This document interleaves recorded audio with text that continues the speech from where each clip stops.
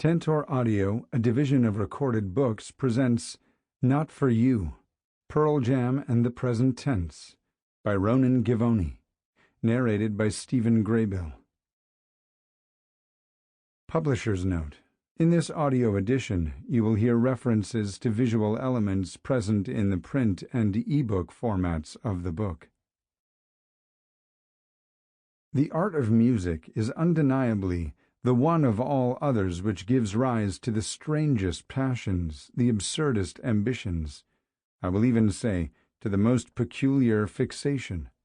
Of the unfortunates who are locked up in mental hospitals, those who think themselves Neptune or Jupiter are easily recognized as lunatics, but there are many others who enjoy complete freedom, whose parents have never considered resorting to psychiatric treatment, but whose madness is evident.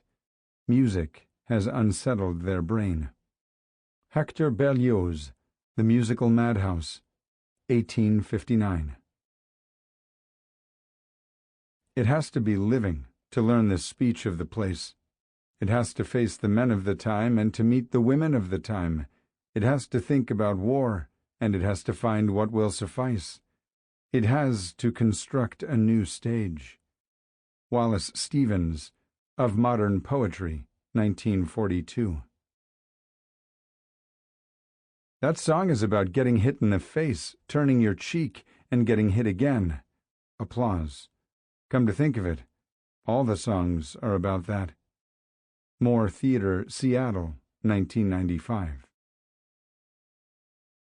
Introduction. A personal preface. First, a confession and a caveat. I've only seen them 57 times.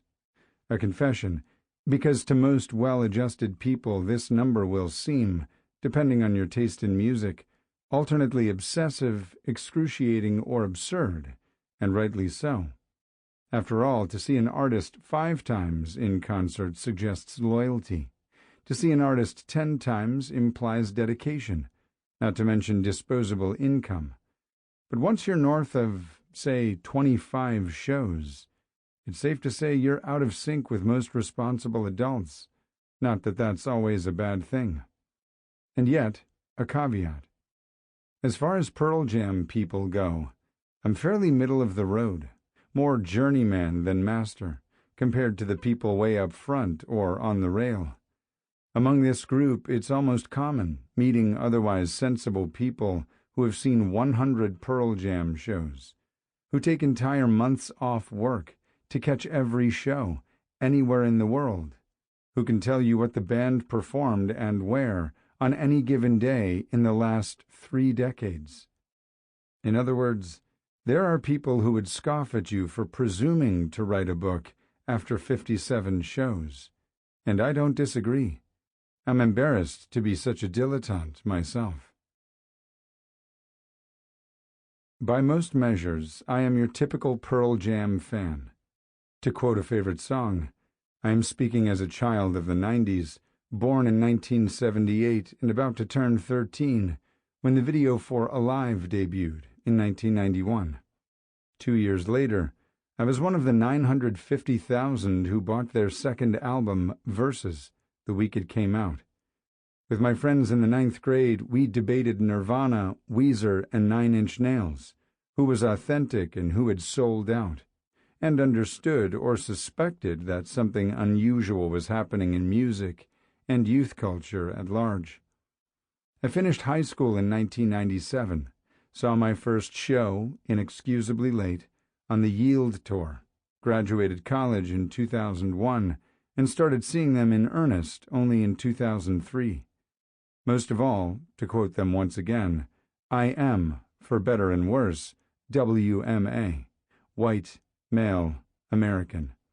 Jewish, secular, and left of Bernie Sanders, but W.M.A all the same.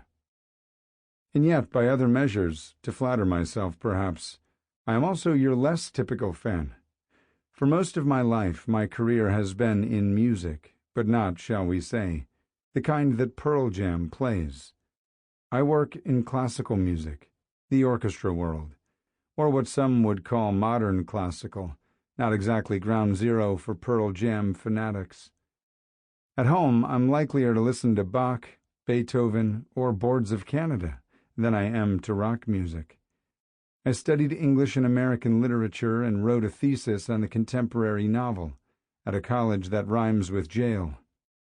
Given one recording to take to an island, it wouldn't be Pearl Jam or Radiohead, the band I've seen the second most, but the Ukrainian pianist Sviatoslav Richter in Bach and Schubert.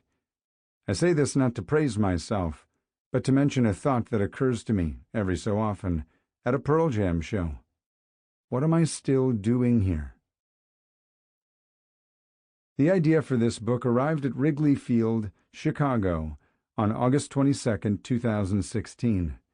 It was the fourth and final show of a leisurely late summer tour starting at Fenway in Boston. The sun was setting. The crowd was settling in. I had flown to Chicago 2 days prior to see the first Wrigley show, which was lackluster. Far too many covers, a vaguely humdrum set list. I had seen them on this tour in Miami, Fort Lauderdale, New York, Philly, and the second, alas, inferior, night at Fenway. Everyone, it seemed, was aware of what transpired at the first Wrigley show in 2013. An epic 33-song blowout which was halted by rain and ended at 3 a.m. And the question on everyone's mind was whether tonight would be one for the ages. I was sitting by myself, halfway back on the field. My friend had scored a bracelet and was way up front, when a pair of towering, Teutonic-looking alpha males, already hammered, sat or squatted nearby. From the way they walked to the center and the best possible view without stopping to check any of the seat numbers, it was obvious they were upgrading to seats that weren't theirs. A minor fraud, and one I'd performed at every opportunity. From the way they established their domain and started a chant, they cherished time-honored Eddie, Eddie, alternating with, "Show me your tits." It was equally obvious what sort of company I could expect for the next 2.5 hours. After a minute, they introduced themselves, gleaming white teeth, crushing handshakes, one in tech, one in finance, both in town from the Valley, by which they meant Silicon. They were the textbook definition of what people like me would dismiss as meatheads, big, brawny white guys in khakis, baseball caps, and flip-flops. Guys who weren't unfamiliar with lacrosse, beer pong, and Dave Matthews. That is to say, the guys you see in abundant numbers at every Pearl Jam show.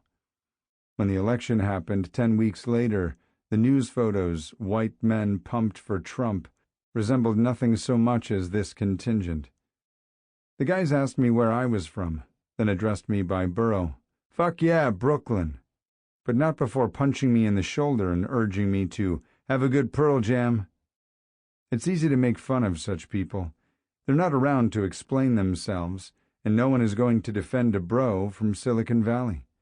All the same, it got me to wondering, how did it happen that, for all our divergence in politics, profession, and background, for the next 2.5 hours, we would be standing side by side, singing off-key and believing, against all evidence, that things were going to be okay in the world?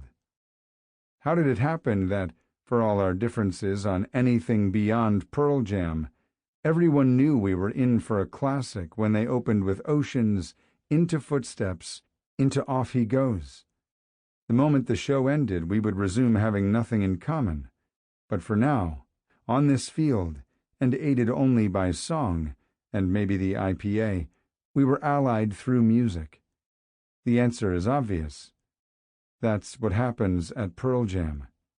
And, for me at least, nowhere else. It's a hobby, I suppose, or a habit. And like certain habits, there are times when it feels like a sickness. There's a clear-cut set of symptoms: nausea, chest pain, and a feeling of continuous panic, the day of any tour announcement. That's when it awakens from hibernation and rears its ugly head.